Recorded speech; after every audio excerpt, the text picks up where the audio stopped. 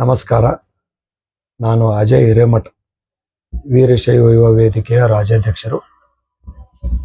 ನಾಡಿನ ಸಮಸ್ತ ಜನತೆಗೆ ಹೋಳಿ ಹಬ್ಬ ಹಾಗೂ ರಂಜಾನ್ ಹಬ್ಬದ ಶುಭಾಶಯಗಳು ಕೋರುತ್ತಾ, ನವಲಗುಂದದಲ್ಲಿರುವಂಥ ಕಾಮಣ್ಣನ ನೋಡ್ಲಿಕ್ಕೆ ಬಂದಿದ್ವಿ ನಾವು, ನಮ್ಮ ಅಣ್ಣಾರವರು.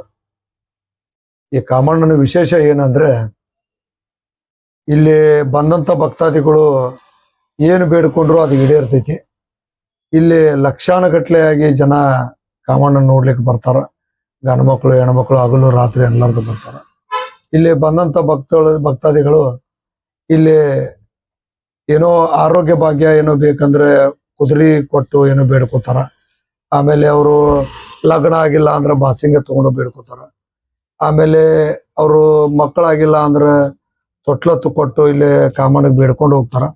ಹಾಗಾಗಿ ಇಲ್ಲಿ ಏನಾದರೂ ವ್ಯಾಪಾರ ಆಗಬೇಕು, ಅವ್ರ ಆರೋಗ್ಯಗೂ ಸುಧಾರಿಸ್ಬೇಕು ಅಂದ್ರೆ ಎಲ್ಲದಕ್ಕೂ ಒಂದೊಂದು ಬೇಡಿಕೆನ ಬೇಡ್ಕೊಂಡು ಅಲ್ಲೊಂದು ವಸ್ತು ಇರ್ತಾವ, ಅದನ್ನು ಕೊಟ್ಟು ಅದನ್ನು ತೊಗೊಂಡೋಗಿ ಮನೆಯಾಗಿಟ್ಟು ಪೂಜೆ ಮಾಡಿದ್ರೆ ಎಲ್ಲರಿಗೂ ಅದು ಒಳ್ಳೇದಾಗ್ತೈತಿ ಅಂತೇಳಿ ಒಂದು ಪದ್ಧತಿ ಐತಿ.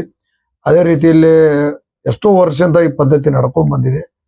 ಇಲ್ಲಿ ಜನ ಬಹಳ ಅದನ್ನ ರೀತಿಯಿಂದ ಪೂಜೆ ಭಾವದಿಂದ ಭಕ್ತಿಪೂರ್ವಕವಾಗಿ ನಡ್ಕೋತಾರ.